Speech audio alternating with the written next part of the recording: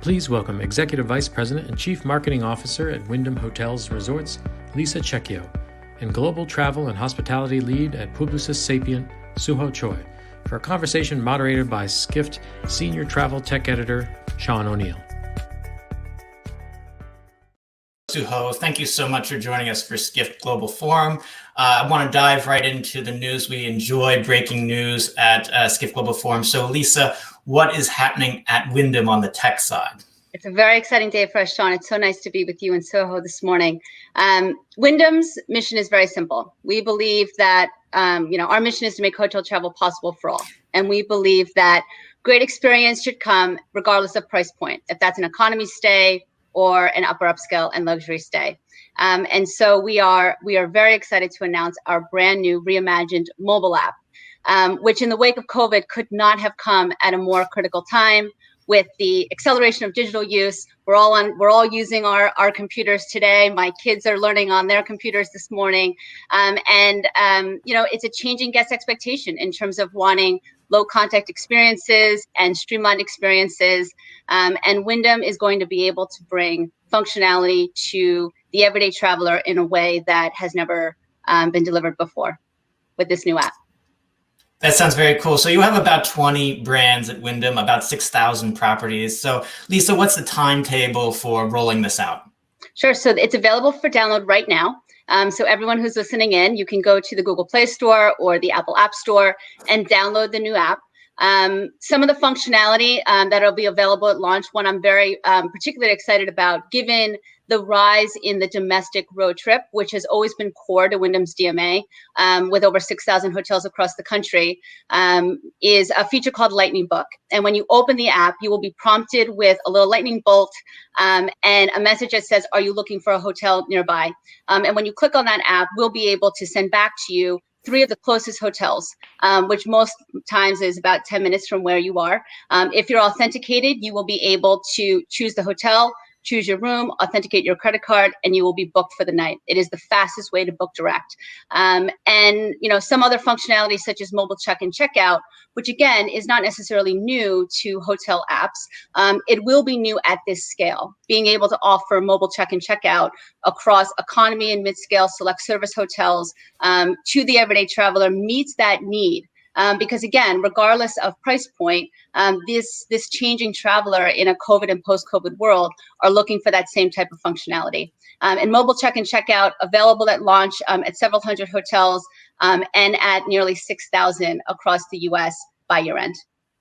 Okay, Lisa, yeah, and I take your point there about how this is relatively new for the economy segment. I was talking to our hospitality reporter, Cameron Sperance, and he was saying that, at the premium level, it's fairly common for a few years to have sort of like contactless, mobile-first experience, but you're introducing this new in this segment. Sooho, I'd like to bring you into the conversation. Yeah, so a few weeks ago, yeah, thank you for joining us. So a few weeks ago, I interviewed you for an article about a different topic, and I asked you, if you had a moment with a major travel executive, what would you say to them as a message about digital innovation?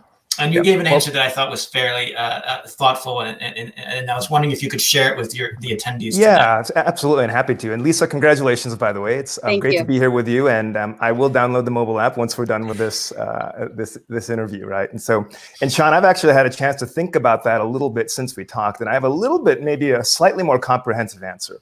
Right. Great. And oftentimes, kind of the latest shiny object gets the attention. But for a larger chain, I would ask the following: right? Do you have your fundamental technology in place to enable digital capabilities at scale? Do you have the data that you need to be able to bring it to life? Or even more bluntly, how well do you know your guests and your customers? Are you able to deliver a consistent experience that can be tailored by brand or by personalized by guest, right? Are you able to rapidly pivot? So you ask all these questions, your associates have the right tools to interact. And oftentimes the answer to those questions is yes in a lot of cases, but I would contend perhaps not as well as you think you're doing it, right? And certainly there is no single organization that I've had a chance to interact with that does all of it really, really well. All right, and so the question then begs is, how are you going to quickly cover those gaps where you have them, prioritize what you need to do and accelerate your digital innovation journey, all underpinned by a data-driven mindset? That's great. And so for Skift Forum attendees, we've launched a poll. So please vote in this poll. It gives you a sense about how the hotel sector is doing relative to other sectors. So you can think outside of retail, e-commerce, how well does the hotel sector do in digital innovation? So Sooho, I'd just like to sort of like push back and probe a bit in what you were just saying there, because I think a lot of hoteliers are listening to this and they're saying, that's not entirely fair. You know, in the past few years, we've made good progress in using our first party data. We've gotten a lot better at pooling our data together, being able to interrogate it. So can you refine a bit of the of your for point sure. there? And I'll give you an example, right? It goes far beyond what's in a loyalty program. What do you not know about the customer that you already have? Are you engaging them in a personalized way? And then what third-party data are you able to bring together, stitch it together, and actually bring a meaningful experience to life in a dynamic fashion? And you know, I always get these marketing messages that are very beautiful and well thought out and relevant overall, but they're very same. There's an element of sameness that comes to me that makes me feel like I'm like everybody else, right? I'm a business traveler typically, right? But right now I'm not a business traveler at all, right? I have 3 kids. I like to extend my trips a little bit so that potentially if my family can come with me, maybe they can get a couple days on that trip. And so it's not just about spend patterns and purpose of travel. And I have my sense is that we look at segments of the population instead of realizing the full individual and how we can actually interact with those people, right? So you need to bring that to life at scale, an automated way, right? To be able to touch just in a loyalty tier in there you spend this with, and therefore market you in this section. Is still slack.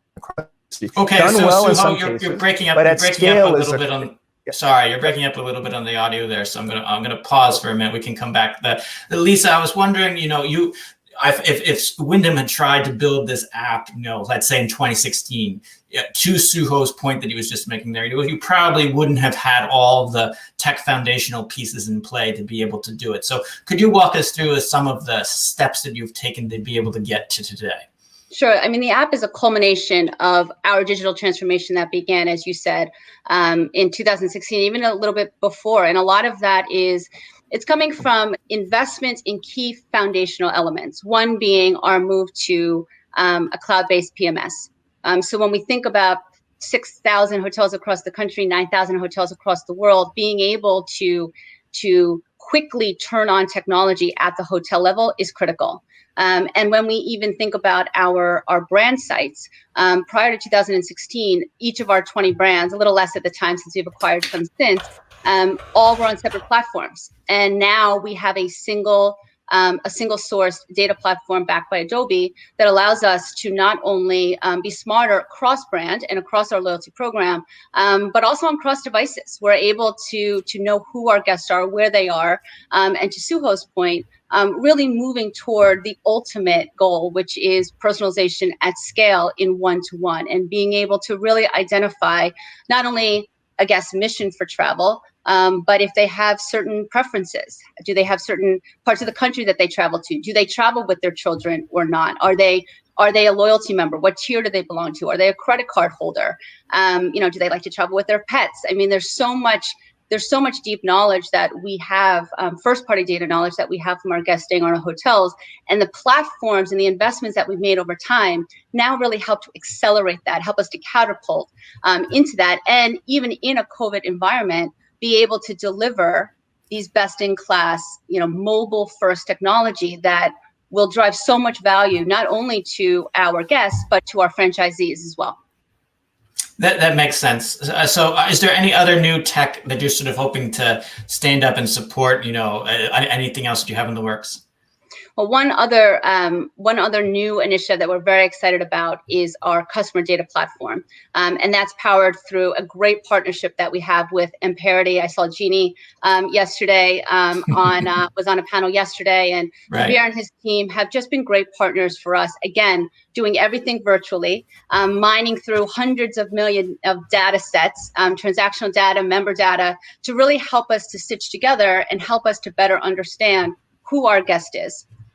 because now we're in a position where we can activate that data. I think to Sooho's point, everybody has so much data, but it's only as valuable as your ability to really mine it, activate it, and orchestrate campaigns against it, because that's where it really becomes meaningful for a guest, and especially in a post-COVID environment where there is a little bit of that guest confidence that we're going to have to build back. There is a little bit of that trepidation of, am I ready to go back out and get on the road? And I think our ability to instill trust and confidence in our guests, part of that is delivered by them feeling that we understand them and we value them and we know what's important to them.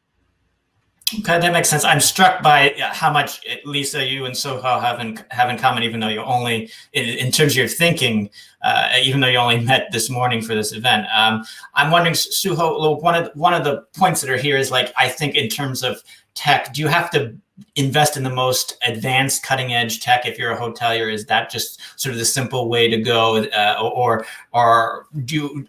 what is your sort of advice sort of at a high level?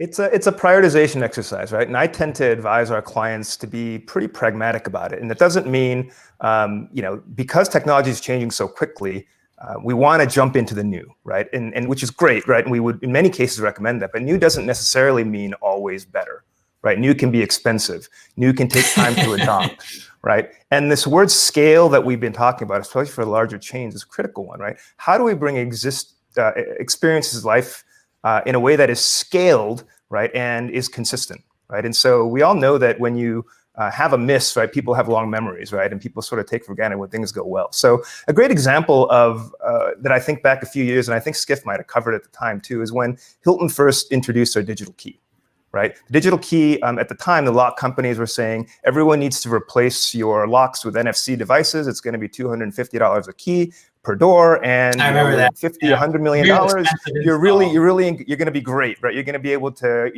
wave the wand and get into your door. Well, they were very creative, right? They had the very good fortune of having a pretty standardized platform. And to Lisa's point earlier, they're not fully in the cloud from a PMS perspective, but they had a consistent platform that they could actually deploy capability to, have that integrated in creative ways, and use the power of Bluetooth to actually enable deployment of digital key at significant scale very, very quickly at a very much lower price point, right? And so, and I'm not suggesting that, in the technology, if you look at what the PMS is doing and that powers all that, isn't all state of the art. It's advanced enough, right? And so I would say when you examine your ecosystem, right, now is probably not the time to spend hundreds of millions of dollars to replace your reservation platform, for example, right? But at some point, it's going to have to be addressed, right? And you're going to have to address certain capabilities that you need. And so, to your primary question, right? Certainly, new can be very powerful and helpful, right? And there are places for it, but the latest and greatest doesn't necessarily represent the best or quickest speed to value. Okay, that answers my question. Thank you. So the poll results, it looks like 53% of our attendees think the hotel industry is behind other industries. About a third think we're at par. Do those results surprise, or are they about what you guys think, either one of you? I think it's easy for travelers to have opinions, right? and maybe perhaps underappreciating the complexity behind the scenes, right? So there's a lot that goes on to enable certain capabilities. And true, a lot of legacy technology exists in large travel companies. But I actually think the way they brought that to life in the context of customer interaction is, it's pretty powerful, right? To Lisa's point earlier on what the app is going to enable, for example. The trick is going to be, how do you get it right all the time? And how do you round out that experience with the actual people and physical interaction points that you have beyond just the mobile phone that you have in hand? That makes sense. So Lisa, we have an audience question. Does your app make it easier for the travel agency community to work with you? The app will, depending on who the travel agency is working with. One of the other aspects that we've been very excited about, not just for the app, but in terms of new products that we've launched in this COVID environment, is a product called Wyndham Direct.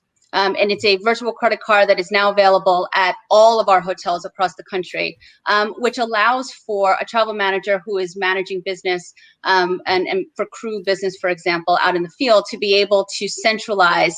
It's a complete booking tool, payment, booking, account management. And so it really does allow for a travel manager to be very streamlined in terms of keeping track of who's traveling, where they're staying, without needing to deal with individual credit cards or invoicing.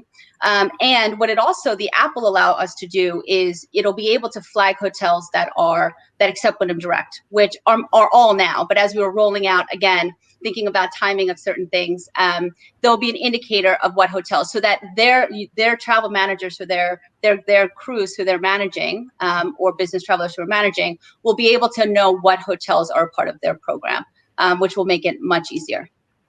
Okay. And sort of following up on Sooho's point, Lisa, when I think of technology, I think of sort of guest interaction points like this app, for example. But part of the conversation that both of you are having is it's the broader infrastructure there. You're a CMO at Wyndham. How is technology, how do you think of technology in sort of helping you with your job now? Is there a particular, something that's happening right now that you're particularly excited about and helping you with your job? There is, and I want to share a quick story before I answer the question. One of our members of our global sales organization, her name is Melinda. She shared a story with me earlier this week that her son's girlfriend was visiting from Israel. English was her second language, and her son tends to kind of help to explain certain words that she may not be as familiar with. And Melinda was explaining that she works in hospitality. She works for the hospitality business. She works in sales for hospitality. And she asked what the word meant. And her son said, it's making someone feel like they are in their own home, even when they are not. And that's really great. I just think it summed up what the hospitality business is. It's the welcome. And I think when I think about the answer to your poll question, it's also adoption of technology in the hotel business versus some other sectors, airlines in particular. There is something about wanting that interaction with the front desk, about being able to walk into a hotel and being welcomed. And when I think about what technology plays for us, Sean, when you walk into one of our hotels, someone won't just be sitting there saying welcome. They'll say, welcome, Mr. O'Neill. It's nice to see you again. Thank you for your business. I see you like to stay on the second floor. I see you like, this type of room type. And it helps to personalize the experience and make the experience that much more hospitable. So we're able to actually create a better interaction for when a guest wants it, but it's enabled by the technology behind it. And I think that's what I'm most excited about as we go forward, in that Wyndham will be able to offer that level of hospitality and personalization to a segment that it historically has not been available for. Okay. And I'd like to end sort of like on a hopeful point as the last question, as we're out of time. Like, is there anything that you're hopeful about in terms of digital technology right now? Because it's such a dark time in general. Do you want to go first, Lisa, or should I? Yeah, please. All right. Well, I believe, as with many of the speakers have said, that travel is a resilient industry. Yes, it's going to take a while. Yes, we don't know when business travel will come back, and to at what volume and in what form. But people want to get on the road, right? And I firmly believe that travel will return. And if we accept that it does, right? Then I would ask, from a practical move forward perspective, do you have the right foundation from a technology perspective? Are you thinking about data? What's the experience? Is it an opportunity, actually? And can you move with agility? We heard the term agility quite a bit. And hotels executives yesterday have actually confirmed it, right? There is actually enough liquidity right now in the industry via various different fundraising efforts and lines that have been generated that it may be a really good time to actually take advantage of investing in some of these things in thoughtful ways, right? To plan for the future, because it will come back. Makes sense. Lisa, did you have a quick comment, or? I couldn't agree more. It will come back. We are resilient. I was just speaking to a colleague earlier where it's time. It's time for us to come back, and we will all be here waiting and to welcome everybody when they do. Well, that's a wonderful note to end on. It is time. Thank you very much, Lisa. Thank you, Sooho, and really appreciate this conversation. Thank you for having me, Sean. Thank you, appreciate Sean. it.